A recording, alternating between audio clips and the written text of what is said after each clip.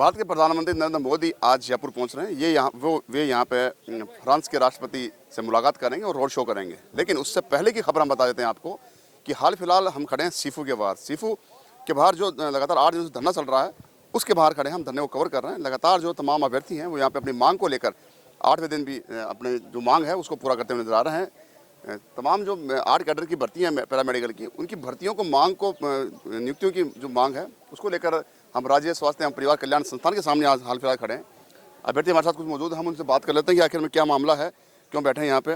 Sir कहाँ से, नाम क्या है आपका पहले? मैं झालावाड़ से हेमराज तंवर, नर्सिंग स्टाफ। हम लगातार पिछले 8 दिन से यहाँ पर धरने पे बैठे हुए हैं और आज हमारे 100 बच्चे आमरण अनशन पे बैठे हुए हैं। पिछली सरकार ने भर्ती खोली थी 8 कैडरों की स्वास्थ्य विभाग की, जिनमें से सभी की प्रोविजनल सूची जारी हो चुकी है। बस हमारी नियुक्ति सूची बाकी है, पदस्थापन सूची बाकी है। और पदस्थापन सूची को लेके हम 8 दिन से कंटिन्यू धरना दे रहे हैं, पर अभी तक सरकार का कोई नुमाइंदा आके यहाँ यूँ नहीं बोला कि भाई हम आपका काम करेंगे, नहीं करेंगे, कितना टाइम लगेगा, कब तक हो जाएगा। इन चीज़ों को लेके हम कंटिन्यू यहाँ लगे हुए हैं, धरने पे बैठे हुए हैं। और हम चाहे 1 महीना, 15 दिन, 20 दिन, 2 महीने, जब तक हमारी मांग को सरकार अच्छे से मान नहीं ले और हमें नियुक्ति नहीं दे दे, तब तक हम कंटिन्यू यहीं बने रहेंगे। देखिए, प्रधानमंत्री नरेंद्र मोदी आज पहुंचने वाले हैं और यहाँ पहुंचकर रोड शो भी करेंगे। राष्ट्रपति जो हैं फ्रांस के, वो भी हम पहुंच रहे हैं। आप किस प्रकार देखते हैं पूरे मामले को, क्योंकि 8 दिन हो गए लगातार? हम चाहते हैं कि प्रधानमंत्री जी तक आप हमारी बात को पहुँचाएं। हम तो पहुँचा देंगे, लेकिन आपकी क्या नज़रिया है कि प्रधानमंत्री तक आपकी बात पहुँच पाएगी? क्या डिसीजन लिया जाना चाहिए? डिसीजन तो सर आप चाहे तो हमारी बात को पहुंचा सकते हैं। मीडिया वाले बहुत बड़ी चीज़ होती है धरने को लेकर। आपका अगर सहयोग मिले तो हमारी बात प्रधानमंत्री जी तक, मुख्यमंत्री तक यूँ चुटकियों में पहुंच जाएगी। क्या लगता है कि अगर प्रधानमंत्री तक आपकी बात पहुंची तो वो आप, अगर प्रधानमंत्री तक हमारी बात पहुंचती है तो वो जरूर इस भर्ती को लेकर, इन चीज़ों को लेकर संज्ञान में लेंगे और सीएम से बोलेंगे भाई इनका क्या मामला है, सुलटाया जाए। आप बताइए। मेरा नाम इस्लाम अहमद है। हम सारे साथी झालावाड़ मेडिकल कॉलेज से आए हैं। हम वही हैं जिनको सरकार कोरोना योद्धा कहकर सारा क्रेडिट ले लिया दुनिया भर का, कि सरकार ने ये किया, वो किया, वो किया। कुछ नहीं किया। जो भी किया हम सब ने किया है। अपनी जान को, अपने माल को, अपने परिवार को, हमारे समय को, सबको दाव पे लगाकर हमने इतनी कुर्बानियाँ दी हैं। हमने बिना जान की परवाह किए बिल्कुल डटे रहे मैदान में, कोरोना योद्धा बनकर दिन रात सुबह शाम भूखे प्यासे बहुत मेहनत किए। गवर्नमेंट ने हमारे को लेकर इतना क्रेडिट लिया है, लेकिन हमें कुछ दिया नहीं है। गवर्नमेंट कहती है कि कोरोना योद्धा ये वोद्धा, हमें बिल्कुल इतना हमें मजबूर कर दिया है कि रोड पे आकर हमारे माँ बहनों को सोना पड़ रहा है, अनशन करना पड़ रहा है, भूखे प्यासे रहकर, बच्चों से दूर, कोई बच्चों के साथ। तो हम यही चाहते हैं, सरकार तक ये मैसेज देना चाहते हैं, आप संविधान का चौथा हिस्सा हो मीडिया, आपके द्वारा हम राज्य सरकार, भजन लाल सरकार तक ये मैसेज देना चाहते हैं कि हम सबकी मुसीबतों को समझे, हमारी परेशानियों को समझे, हमें जल्द से जल्द नियुक्ति प्रदान करें, ताकि हम जो अल्प वेतन में अल्पभोगी है, मतलब काम कर रहे हैं 7,000 रुपये महीने में, जो बिल्कुल ना के बराबर है। तो सरकार से यही चाहते हैं कि हम सबके ऊपर ध्यान दें, अपना ध्यान आकर्षित करें, हमको जल्द से जल्द नियुक्ति दे, ताकि हमारा परिवार अच्छे से भरण पोषण ठीक से हो सके। यही चाहते हैं हम। नर्सेज एकता जिंदाबाद। आपके पास आना चाहूँगा, क्या पूरा मामला है, क्योंकि लगातार 8वां दिन है आज और ठंड ज़्यादा है। प्रधानमंत्री मोदी भी यहाँ पहुँच रहे हैं। सरकार की तरफ से कोई पहल नहीं की गई है। हम सब कोशिश ये करें कि सरकार तक हमारी मांग पहुँचे। मोदी जी से भी हम आग्रह करते हैं कि वो भी जल्द से जल्द हमारी भर्तियों को पूरा करे। जितने भी पैरामेडिकल स्टाफ है उन सब की आवाज़ सुने, और जो भी धरने पे बैठे हैं उन सब का बहुत बहुत धन्यवाद। लेकिन सरकार हमारे ऊपर बिल्कुल ध्यान नहीं दे रही है। हम यही चाहते हैं बस कि सरकार जल्द से जल्द हमारी भर्ती पूरी करे। क्या कहेंगे सर, मोदी सरकार में जब राम जी को टेंट से उन्होंने छत के नीचे ले आए और हमें छत से टेंट के नीचे ले आए। राम जी को तो वहाँ बिठा दिया, तो हमें भी तो कुछ करो हमारे लिए भी। बेटे, छोटे छोटे बच्चे बैठे हुए हैं, सब बैठे हुए हैं, सारी मेहनत कर रहे हैं कि कोई, किसी को खाना नहीं मिल रहा, किसी को पानी नहीं मिल रहा, कुछ नहीं मिल रहा, कोई आ रहा जा रहा, सभी कर रहे हैं। सर, छोटे छोटे बच्चे बैठे हुए हैं। अभी आपने देखा होगा छोटे बच्चे कितने, 8 दिनों से छोटे बच्चे पड़े हुए हैं सब। छोटे बच्चों को तो आप लाए हो ना, वो थोड़ी आए अपने। लाना पड़ेगा ना, मजबूरी है ना। पापा के साथ थोड़ी रह सकता। 4 महीने का बच्चा, 1 साल का बच्चा, 2 साल के बच्चे कैसे रहेंगे?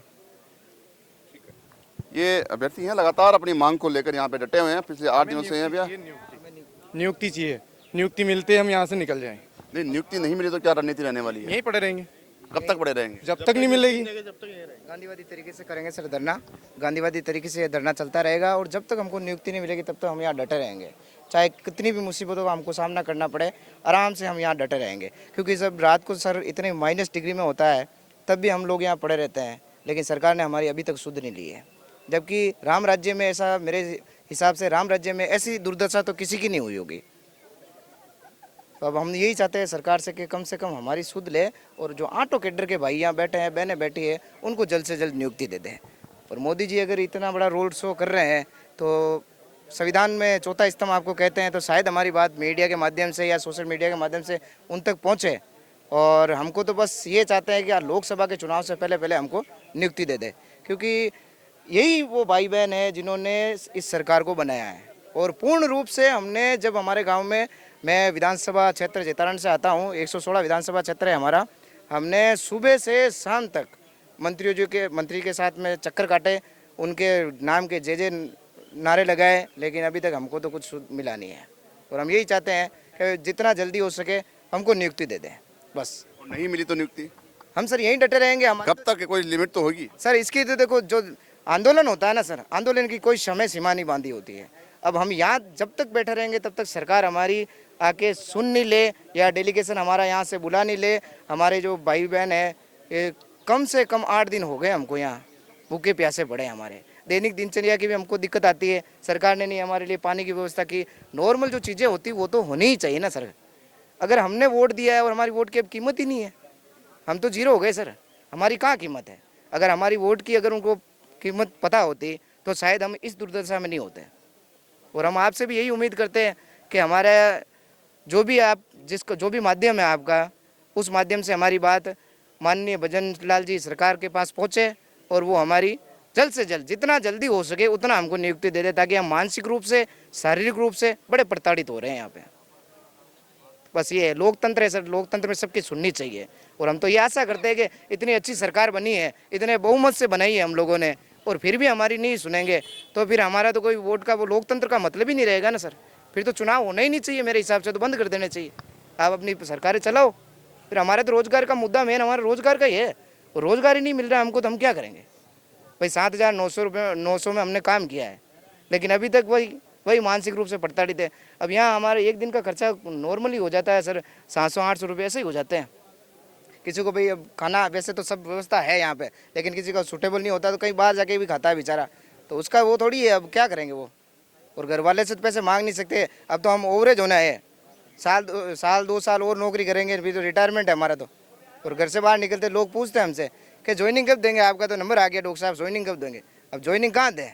अब डॉक्टर साहब तो फिर रहे हैं यहाँ पे सड़कों पे, भाई सड़कों पे फिर रहे डॉक्टर साहब। और मैं तो जो सरकारी कर्मचारी हैं चिकित्सा विभाग के, उनसे भी मैं तो हाथ जोड़ के विनम्र निवेदन कर रहा हूँ कि अगर आप हमारे साथ सिर्फ और सिर्फ 3 घंटे आप हॉस्पिटल बंद कर दो तो हमारी मांगे, मैं पूर्ण रूप से आश्वस्त हूँ कि 2 दिन के अंदर हमारी मांगे सुन ली जाएगी। लेकिन वो बोलते हैं ना सर कि सबका नंबर आएगा, वैसे नंबर आ रहा है धीरे धीरे सबका, फिर सब आएंगे ऐसे।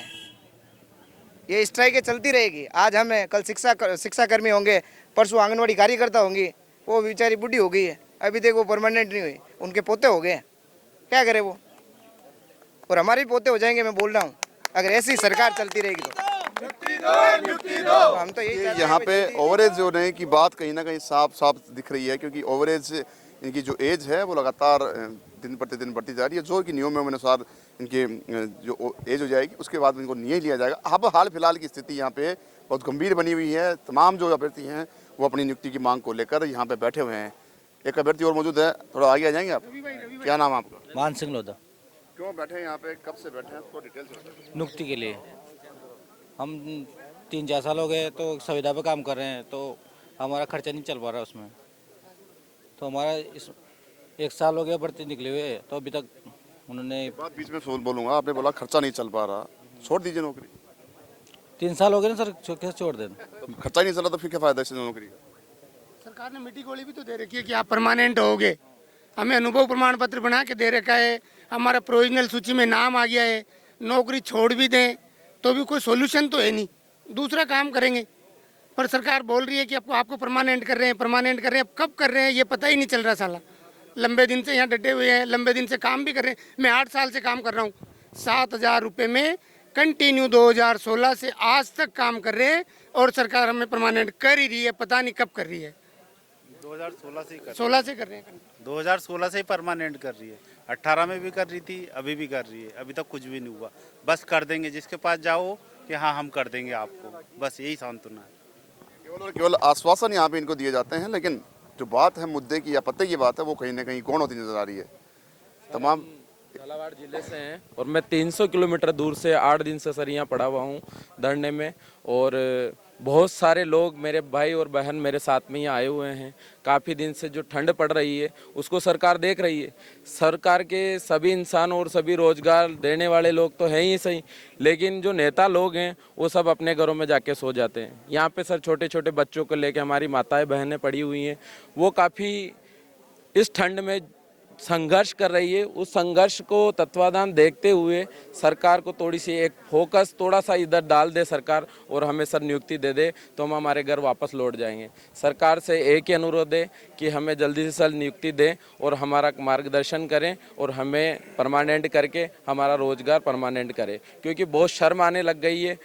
काफ़ी दिनों से यहाँ पर बहुत ज़्यादा संख्या में लोग बाग बैठे हुए हैं, पड़े हुए हैं, सोते हैं, रात को बहुत दिक्कत आती है सर।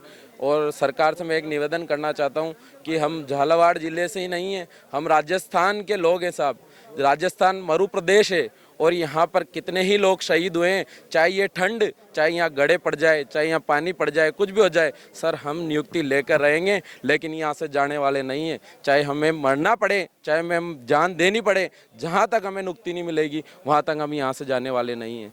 इसलिए सरकार से मैं एक बार हाथ जोड़कर निवेदन करना चाहता हूँ कि इस भर्ती को पूरा करें, यहाँ तक लाइए सरकार तो आगे भी हमें ले जाए। बहुत बहुत धन्यवाद सरकार का, क्योंकि मैं इस देश का निवासी हूँ, यहाँ का हूँ, और सरकार से यही चाहता हूँ कि हमें जल्दी से जल्द नियुक्ति दे सर। देखिए, ये तमाम अभ्यर्थी हैं वो यहाँ पे नियुक्ति की मांग को लेकर बैठे हैं। पिछले 8 दिनों से लगातार यहाँ पे कड़ाके की ठंड में बैठे हुए नजर आ रहे हैं। हाल फिलहाल तक इनकी जो मांग है उस पर कोई विचार नहीं किया गया। सरकार जो है लगातार अपनी हर दरमिदा पे अड़ी हुई है, लेकिन अब इनकी जो कहना है वो साफ साफ कहना है कि हमारी जो मांग है उसको हम पूरा करके ही जाएंगे, यहाँ से बिल्कुल टस से मस नहीं होने वाले। अब ये आर पार की लड़ाई के मूड में है। प्रधानमंत्री मोदी, नरेंद्र मोदी पहुंच रहे हैं जयपुर, और आज रोड शो भी है उनका है। सबसे बड़ी बात यहाँ पे कि जो बीजेपी है वो लगातार दावे किए जा रहे थे युवाओं के रोजगार को लेकर, उसी बीजेपी ने कहीं ना कहीं इनको कुठाराघात किया है। अब इनका जो जुनून था पहले वो अब आक्रोश के रूप में बाहर आने लगा है। सहयोगी रमाकांत व्यास के साथ संदीप अग्रवाल, नगरी मीडिया, जयपुर।